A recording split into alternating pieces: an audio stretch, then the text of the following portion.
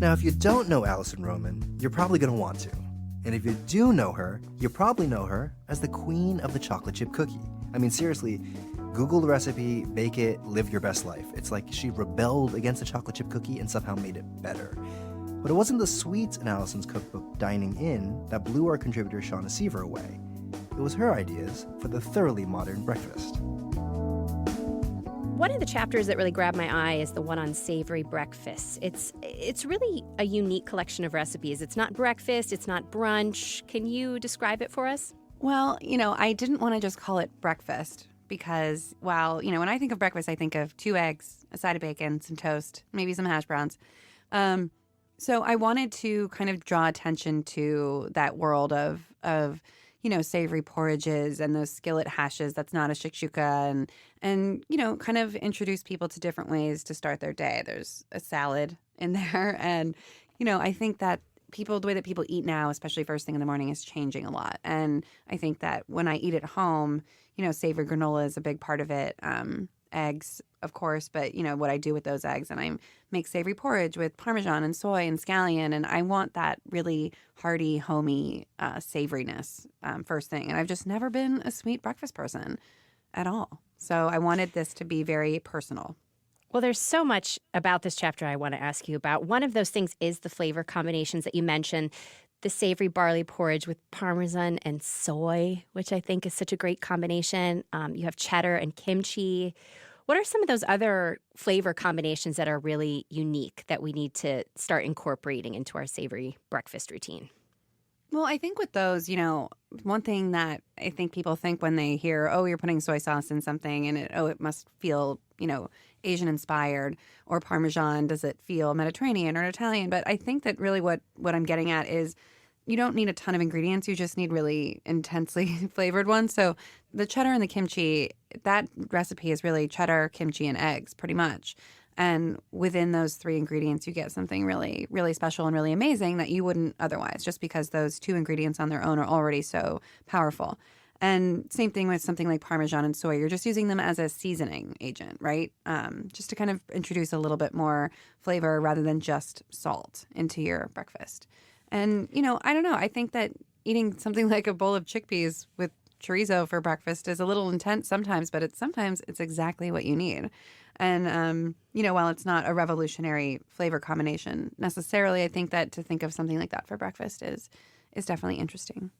Well, and it's so satiating and nourishing. And I was really impressed by the fact that you do some very produce-heavy meals in this section, which we don't usually think about first thing in the morning. And you mentioned the salad earlier, and you have this great call out about the morning after breakfast salad, which is really more of a concept than a recipe. How do we do it? Yes. Well, it can be anything you want it to be, which is the beauty of the morning after breakfast salad. And this recipe was something that I first made actually while I was visiting one of my best friends in Maine where she lives. And we had, of course, bought too many crabs and lobsters the day before because we were so excited to eat them all. We steamed them all, and we're just, looking at the bounty and thinking, okay, well, there's literally no way we are going to finish all of these. And so the next morning, I put all the leftover lobster into a salad with these really beautiful lettuces that we had gotten from this little farm down the road. It was very idyllic. I don't live my life that way all the time, and I don't expect anyone else to. But in this moment, it was really special. And, of course, with all those lobsters and crabs we had the night before, there was a lot of wine. And so we were feeling a little maybe hungover, or definitely hungover. But the idea of using up our leftovers, A, but also B, eating a bowl of really lemony, herby, leafy greens just made us feel amazing afterwards, And I think that we think of a hangover breakfast or a savory breakfast in that capacity as something really fatty with, cheese and sausage and eggs and lots of hot sauce. But, for me, what I want to kind of correct and reverse the damage is oftentimes a bowl of really, really nice greens with lemon and olive oil and salt. It kind of resets the system. But it's like a tonic. Also, yeah. Exactly. Yeah. And then that sort of evolved because I realized that, anytime I go out, if I have leftovers, which I try to bring home, or if I'm cooking at home and I have leftovers, especially from a larger cut of meat or pork chops or whatever, using up any roasted vegetable along with that leftover meat in a salad is also awesome. And you don't have to heat anything up. You can kind of just fridge clean out a little bit. You have a half of a fennel bulb, throw it in there. You have 2 rogue radishes rolling around in your crisper, like definitely slice those up and put them in there too. It's kind of a free form, build your own, choose your own adventure salad, really. Well, before everyone starts thinking that this chapter is too virtuous to be fun, you also have eggs cooked in chicken fat. Yes. Which is pretty meta as far as breakfast goes.